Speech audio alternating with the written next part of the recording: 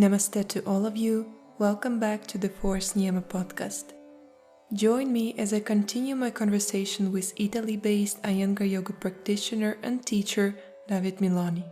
In this episode, we discuss how and when to introduce advanced asanas into your asana practice, why strong commitment and the practice of tapas are essential for your progress and transformation in yoga, evolution or illusion, how to understand whether what you practice is working for you and not against you, and why a sincere practitioner of Iyengar Yoga should be ready to face critique with mildness and not just be easily offended by it.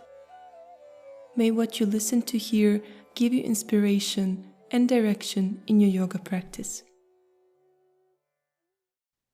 But coming back to the question, because this is something that I am struggling with, introducing advanced asanas. I mean, what is an advanced asana? Tadasana could also be a very advanced asana if you're doing it correctly. Introducing advanced asanas, so to say, in my practice. Like I feel certain, you could call it laziness, you could call it like avoidance of this asanas, like thinking that, oh no, let me first focus on my trikonasana, on the, say, asanas from the preliminary course, which are the foundation. And then maybe after some years, I could start reaching this advanced asana. But then another part of me is thinking, well, maybe I'm just talking myself out of it and creating some condition where I'm not really developing, but I'm just staying where I feel comfortable or what I believe is correct. So I don't really know how to address it. And what would be your guidance to such students like me? So when I started, I was young, and then my interest was really to explore these advanced asanas. And when I was going through the book, I was going to the advanced asana in the end, because fast, when you are going week after week in this sequence that you have in the end of the Light on Yoga book, you are going through very advanced asanas. And for this reason, in one point, I felt the need to some guidance, because I felt risky in one point, continue like that. And anyways, when I had the guidance, and then when I reached also the support of Guruji anyways, when I arrived there, Guruji was saying to me, you can do technically all the book, but your practice is empty. So why? That the real meaning was this. The body was young, flexible, strong. I reached that kind of point, but the connection between the right actions weren't so precise. So he asked me to destructure my practice, like empty the glass, in the sense to go back to the foundation, be very much on the foundation, and through that, after you can apply that actions in basic asanas and advanced asanas. So it's like before to fly, first learn to stand and walk.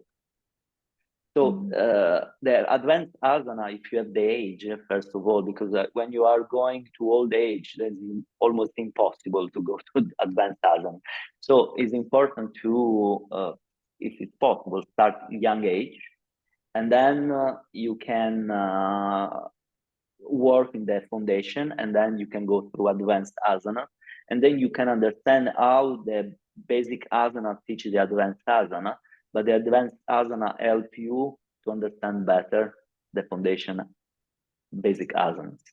So again, everything is interconnected. So the suggestion is that you need to practice the advanced asana when is the right moment, when you are ready for it. But if you are never doing it and you are doing always the same things forever, you will be never ready. Then you are going out of your prime age, and then it will be more and more difficult to go there, or impossible to go there. Guruji was practicing advanced stuff until he was very old. And in one point, he was adapting the things as his age, like invented props or adapting props in some particular connection, creating setup. So he could stay a long time in that particular asana, advanced asana, for a long time. And the support was creating a support for his body, because otherwise, for his age, he couldn't do it, like Kapotazan, for example. Or otherwise, Prashanji was saying he invented how to do Sarvangasana with a chair, but actually he never did once in his life like that. Seriously? Only to demonstrate something, but otherwise his practice was to do Sarvangasana or full pose or on the wrestler. If you remember, there are some pictures. It was with the legs hanging on the wrestler or just touching with the legs of the wrestler, but then the position of the arm, the position of the chest.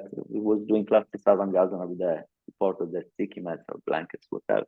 So he continued because, you know the story. His master Krishnamacharya told him when he was 60, he should stop to practice asana. And it then continue only with pranayama and meditation. But then he noticed that when he stopped to practice the asana, after 3 months, he lost very much of the sharpness of his body and also his mind. And he needed 3 years after 3 months of break to reach the level of before. So he said, it's not right. I need to adapt for my age, but I shouldn't stop. He was trying as much as possible to keep also the asanas. Like, for example, sometimes people that are going age, they are saying, oh, a back bend or backward extension are not good because I'm too old. And he was saying exactly the opposite. More you are going aged, more the tendency of the body is to close, and more you need to do it to contrast the tendency of the body to close. We use the support, use whatever is needed, but you need to do that. So yeah, it's important that you have a right guidance, and then you have the right approach, and then you are breaking the asana in parts, and then gradually you can reach the advanced asana, and the advanced asana is teaching you something that perhaps you couldn't touch and feel in just working always in the same things.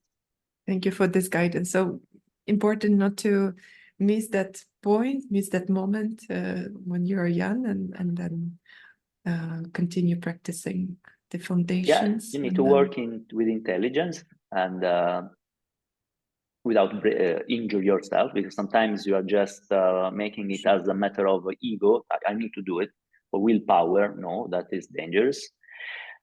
You need to work in intelligent way, using the foundation, breaking in part the asana, using the support, and then gradually you are placing the things together, and then you can do it also free body.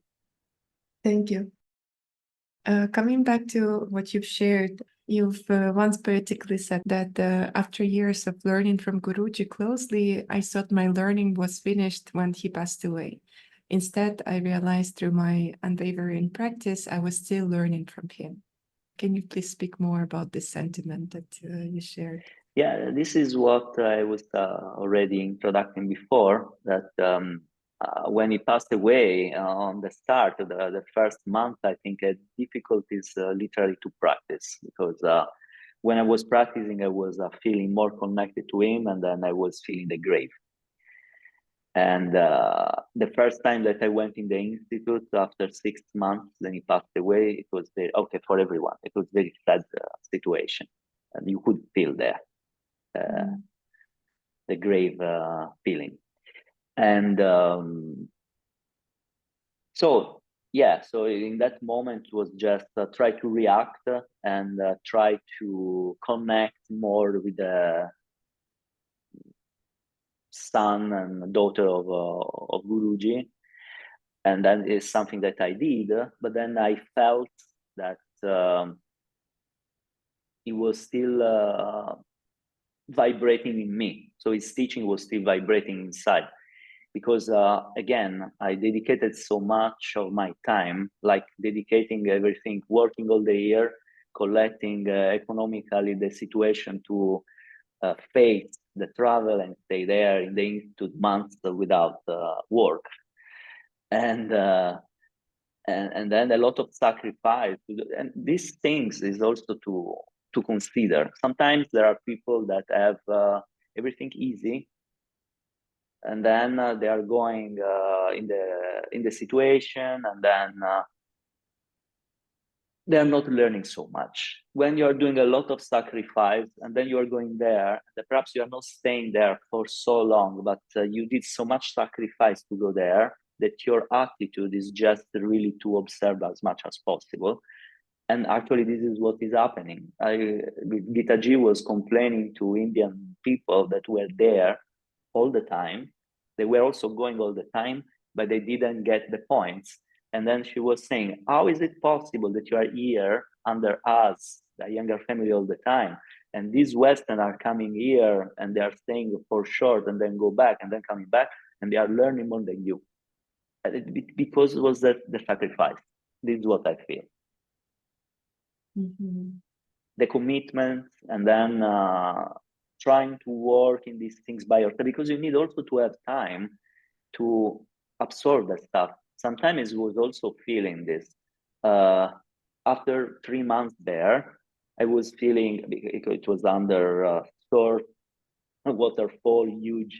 In one point, you couldn't get the things anymore. You were completely out of the possibility to absorb. Then you needed to have some time to really place the things together. So all the time that I was going away from the institute, I was feeling I don't really know anything.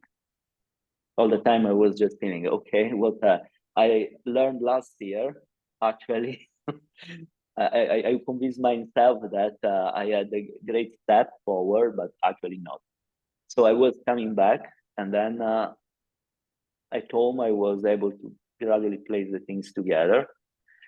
And then next year I was going there, again, the same sensation. You didn't learn anything, because the power of his teaching was so much that what you knew was always very small. And then he wasn't finding new solution. So for this reason, it's not to learn the things by memory. You need to understand the logic, because then you could understand what he was teaching. Okay, through this logic, he developed. But if you are just memorizing the things and taking notes and picturing, how come it was like that? Now, why change it? So you don't understand the logic, and then you get lost. When you get the logic, then you can also have insights by yourself. This is what he was saying. I don't want that the yoga becomes stagnating. I don't want that my teachers stop where I stop. I want that they will continue where I stop. So now it's up to you. This is what he meant. You need to get the logic and then continue to refresh and discover the secret of yoga. Yeah, as he said, that let my ending be your beginning. Exactly. Yes. No, and going back to your questions, yeah, once you spend so much time with the company of a person, then these memories are very vivid and then continue to teach to you. At least they are, and the memory of what kind of person he was, never surrendering, in the sense, again, another simple example. I got pain in my knees for 40 years and I couldn't reach the right point to remove it. Then he arrived in a point that he couldn't do Padmasana anymore. He was doing only Svastikasana. And then he was doing stuff, standing poses, the variation with the iron sticks in the knees, with the belt around. And he was always practicing like that. And then 1 or 2 years after, Padmasana closed again, 92 years old. So a normal person, what is thinking? If I'm old, I have this problem, finished. No, he should find a solution. Or when he was younger, he had accident with a scooter. And then the doctor said to him, perhaps you are not going to be anymore the same, or you are not going to walk again. And then he was always thinking that he could always find a solution. And actually, he was so committed and with so much willpower, and he was working with so much intelligence, that in one point, he was reaching the point that he wanted to reach. So that is an amazing example. So he was saying, I'm a human being, I'm not a divinity. So as I was able to do it, you can do.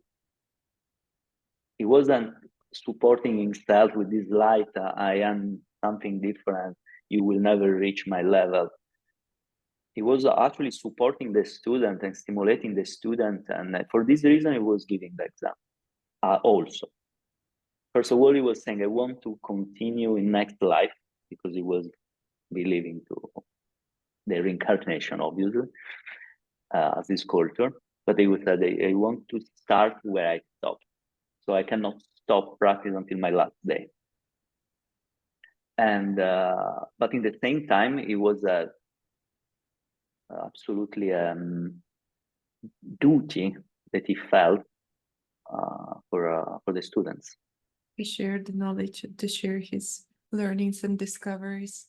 He's a true yogi, a genius. Is a true yogi. It's something that is not so easy to find in the recent history. Yes, but in the same time, what was making me him different, it was his commitment. Obviously, if you don't have that commitment, you cannot have that kind of transformation that he had. He was saying, also the member of the family were saying, he wasn't ever like for all the history like that. He didn't born like that. He became, because he went through this tapas. He went through this transformation process, and that is changing not only your body, it's changing your mind, your attitude. As you see in the Yoga Sutras, you have different kind of consciousness. What is the difference of the consciousness? Is the elements that are shaping them. So more tamasic is your mind, more dull it is, more it's sattvic, more light is. So, and through the practice of asana, pranayama, and so on, you can create this alchemic transformation in your mind and attitude as well. So he discovered it, and he was trying to share, but many times he was saying, you don't get it. So he should step back, because he should always teach to the level of the students. Can you speak more about your yoga practice today? You are teaching a lot of classes. How are you able to, what is the secret to find a balance between teaching and practicing? And how do you arrange your day, your week, your months, so that you could practice and teach? You could teach and not compromise your practice. So yeah, you need to find absolutely the schedule, create the schedule as such that you have the time to do your study, practice, and then the time to teach and share. As Guruji was saying, you need to practice at least double of the hours that you are teaching, because that practice should support not only physically and mentally, that you are not going to be exhausted after the teaching, but your teaching should be nourished from your practice, and then your teaching should be always fresh. Your practice should be always fresh, so your teaching is always fresh. I obviously needed years to create this stability in the structuring of classes and practice, particularly in my early time when I started to practice when I was 19 and 20, so on.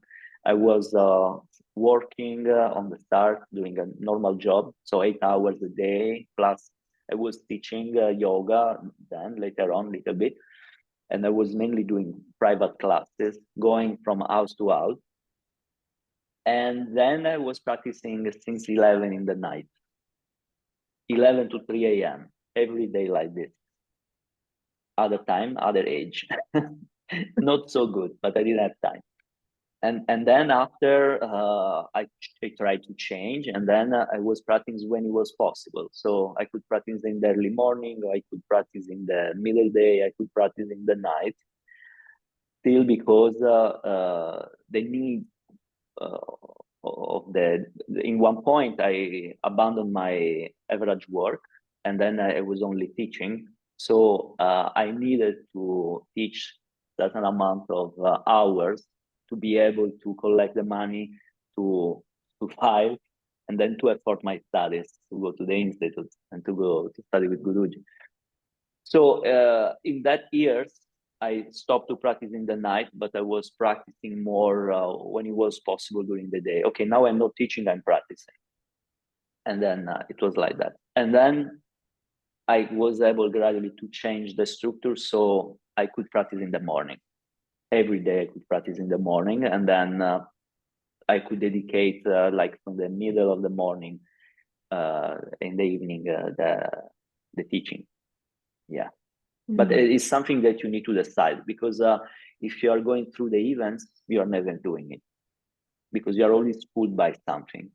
So you need to just to dedicate, that is the time. Like if I'm going to work, I need to work from this moment to this moment, if I'm doing average work.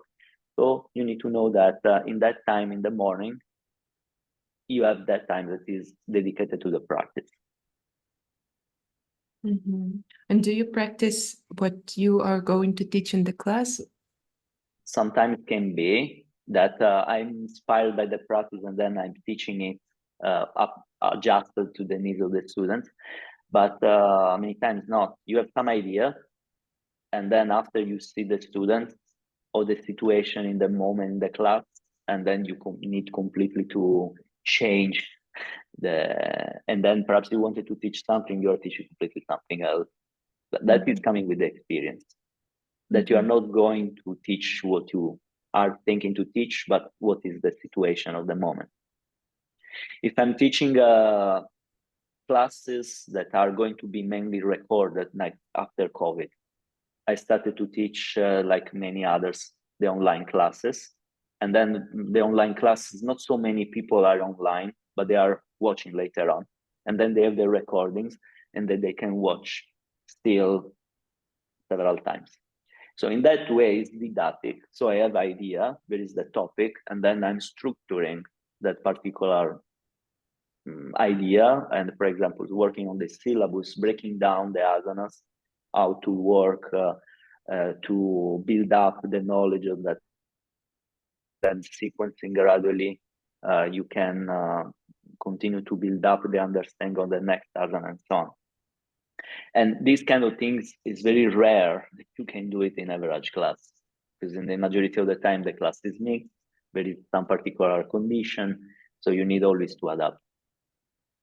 I wonder, what is your, like, an element that is helping you today that you could use to come to when you need certain support or certain inspiration in your practice or in your teaching?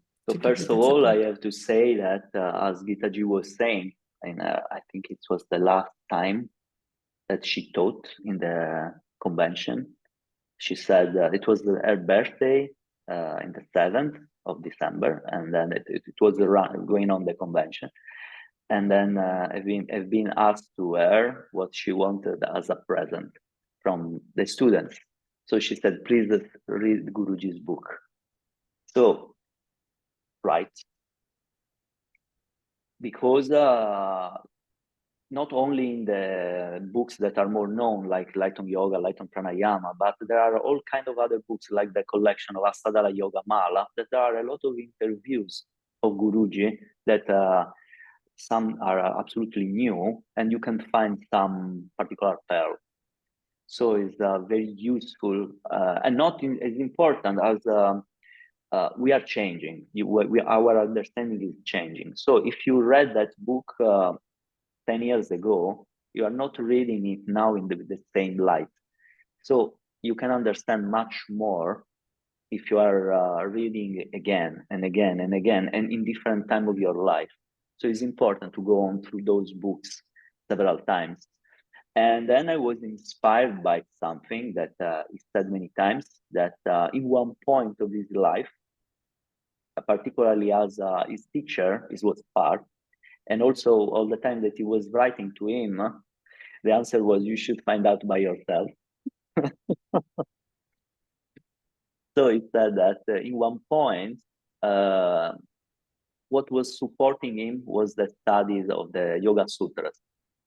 And in one point, he felt Patanjali as his guru, because he could find out how to continue, not only in normal life, but also when he was studying something in asana pranayama, and he couldn't break the wall of resistance of something or proceed more than one point. Often he was inspired by some sutras, and then he was finding solution. So yes, first of all, I went through his texts, because he did Light on Yoga Sutras, but then he did also the core of Yoga Sutra. That is a book that he did. I don't remember, it was edited in 2012, something like that. And but then I went through I was looking for the old commentaries of traditional old commentaries of the Yoga Sutras. And then you see all kind of different perspective and the same epics of Ramayana or Mahabharata. They are so inspiring. And again, in normal life and in the approach of the asana and pranayama. So yeah, absolutely. The support that I have is memories that I have of my interaction with him, and the text of him and Gitaji and so on, and this philosophy text. As you know, this project is called the Force Niyama, which is direct reference to Patanjali Yoga Sutras, and the Force Niyama is Svadhyaya. So what is Svadhyaya for you? How important, in your opinion, it is to understand this aspect for a yoga practitioner? As the way of learn, pratyakṣa-anumāna-āgamāḥ pramāṇāni, to have the direct knowledge by the scripture, by the Yoga Sutra particularly, you should go through, learn through the organs of perception, and then get inference and logic. And then you should study the agamas, you should study the text, or you should get the experience of personalities like rishis and yoga masters and so on. But what is the right way where to go? Because when I was studying the scriptures, for example, or anyways the sutras more specifically, I was in the start reading this information like, okay, you can learn through your organs of perception, or through the logic, or studying the scriptures, but they are not going the same way, because in the start you don't have the understanding to and enough knowledge to understand through your organs of perception. And more, as Prashanji is saying, the real yoga is going beyond what you can see and what you can hear, is more inner insights. So you need to get this particular sensitivity. And how can you get it if you don't have yet the experience? You need to first have access to what others experience. So the agamas are for that reason. So the teachers share with you what they experience. So you have that information. You need to get the logic, how these people could have this kind of experience. And then you need to be disciplined to do that experience by yourself. So, and in one point, it's not anymore jnana, knowledge, it's prajna, is experience. The real knowledge is the experience, what you can experience, not what you can repeat only. As a closure, I'd like to ask you, what would be your message to yoga practitioners today? Yeah, nowadays the situation in general is very confusing because there is a lot of information around, a lot of styles going around, a lot of teachers training going around of everything. So if you don't have experience or some guidance, it's very easy to be lost. But it's very important to be critical and to don't choose the choice of what to do just because it's glamour, but as the experience of what actually is a real working and transforming you. And first of all, yoga is not for fun. Second of all, yoga is not a glamour. And it's not just to be fit, because otherwise it's not yoga. This is just something that the market used the name of yoga, and then they changed yoga with this prefix and suffix and whatever, and they made millions of styles. But through yoga, you should change completely, physically, health state, emotionally, mentally. So it should be an evolution. If this particular discipline that you choose is bringing you this evolution, means that is valid. Otherwise not. And then it's also important to understand if you think that the evolution, you are having the evolution really, or is your illusion. Sometimes you want to believe that is supporting you in some way, but actually it's just something very cosmetic, superficial. So it's important to have a good guidance. Sometimes I can say that you can feel when something is authentic, but you need to be very open and sensitive in that, and looking for the authenticity of the discipline, authenticity of the teaching. Yeah, and then obviously don't stop of the experience, because you can be lucky. Perhaps you are going to the first place and it's your place, it's the best place that you could choose, but other times not. So you need to understand if you are going the right direction, or is you need to change style, or the style is good but you need to change teacher. Don't stop. I agree 100% that it's extremely critical to be sincere with yourself and also be open. And at the same time, also not only critic to the others, but also be critic to yourself, because sometimes you can get greed, you can get full of your ego, because it's human and is a process and can happen.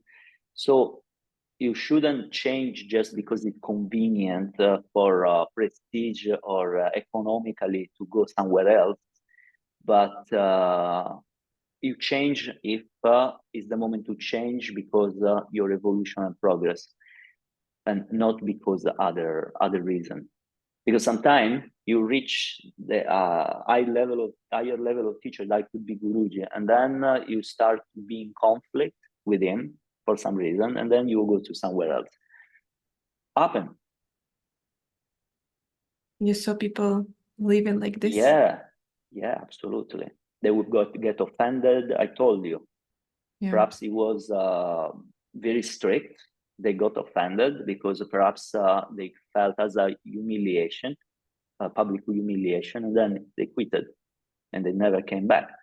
But he was doing proposally because he was testing you. Because he did to me as well. During Guru Purnima once, I was just there in first line, and then in the end of the session, he told me, stand up. There were, I don't know, 300 people there in the institute, and then he was saying to me, so what we did yesterday, what we did today? And then I said, Guruji, we did this and that, but and then what did you learn? And then I don't know what I learned. I was struggling to do what you said. And then did you see? Is struggling. It's not a matter of try or struggle. It's just a matter to do it. So this guy, his practice is completely empty. And the people laughing. So if we're getting us in the surface, it was very humiliating. And obviously, I felt in two different ways at the same time. I felt this kind of sensation, but strictly, I felt that he did proposally. Strictly, I felt that he was testing me. And then I just proceeded. And that he was testing me. This guy now always going away or is continuing? Or is just going ahead and just doing the things cared? or is getting what I wanted to say to him behind the lines. And yeah, so he didn't have really, I don't want to say manner, because he absolutely knew what he was doing, but he could reach what he wanted to do in different way. Sometimes it could be very sweet, because that was the moment to be sweet, and it was very sweet. Sometimes it could be very rough, and sometimes it could be very mean as well. But that if you are reading the tradition of masters of different disciplines, they were absolutely like that. So it doesn't matter what, the important thing is to reach the point. So to break the ego of the student, to give the chance to the student to proceed. So another suggestion is don't look at your face, because many times since the teacher is very nice, very polite, very supportive in the sense, nice, it's nothing. This is making me crazy. This is just to buy the people, because when you are nice, polite, and like, good job, you are just feeding the ego. And this is what the people, what they want. So what Guruji was saying, don't give them what they need, what they want, give them what they need, and whatever they need. Sometimes they need to be shaped. So that is the old-fashioned style, but actually this is what it works. If you are serious, it's like that. If you are just playing games, okay. So go to teachers that are saying to you, night.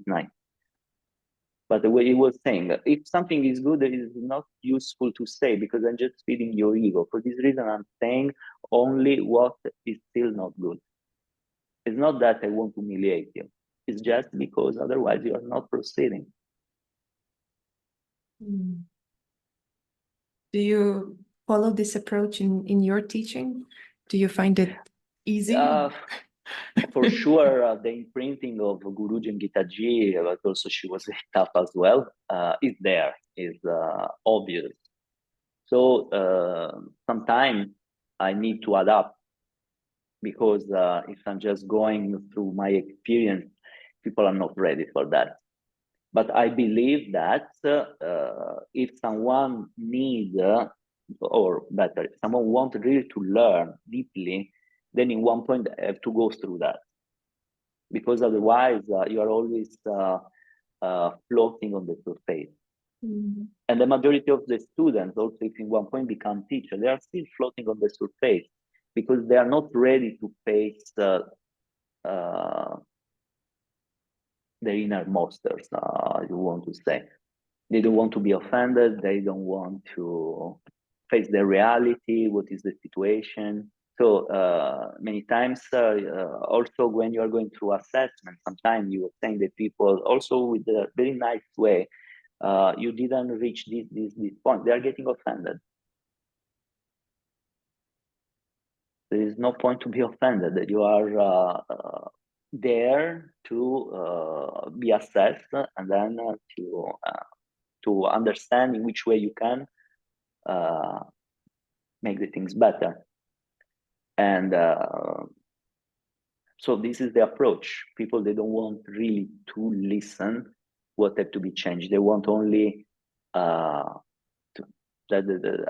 people are saying to them, very nice. You are doing very nice. Do you feel that the level of sensitivity in students increased these days? That various things that are going on in social way, everything has to be politically correct, and you cannot do this and that because everything is considered abuse. So yeah, there is this wave of culture now, and everything obviously have to be adapted on that. But I absolutely feel that obviously is not working for the real learning, this kind of approach. Also because if you are going to the younger generation, many times they never had strict education. They didn't get any education. So they are not used to be disciplined in anything. and then they are getting offended very easily, and then they are not following because they know better already, and all this kind of stuff.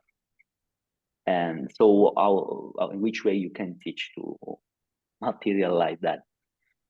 And so everyone is starting from where he's starting. So and I'm not judging that, but then they need to be ready to face and if the situation, and if as Guruji was doing in that time, he felt that he needed to shake you somehow or test you somehow, they need to be ready to face it, as I faced it, and it worked. Like sometimes people are saying this experience, it was very difficult in my life, but forged me. Because now that I'm looking with different eyes, was very helpful because it structured me to make me stronger, make me sharper, and so on. So the teacher, actually the guru, it is different. The guru, this is what is creating, is bringing you from darkness to light, is moving you from ignorance to the experience. So what the guru is doing is to giving you no information, bringing you to experience that particular condition that has to be experienced. And in which way? First of all, is demonstrating through his example. And then is using all the instruments that he can use to bring you to make that particular experience, and cannot be done in any other ways. Thank you so much, David, for sharing these insights and learnings and unlearnings from your journey. And thank you so much. It was a pleasure. Thank you for tuning in. You can listen to more interviews of other Iyengar Yoga teachers directly at the Forest Niyama website or on all podcast streaming apps. Take care and see you in the next episode.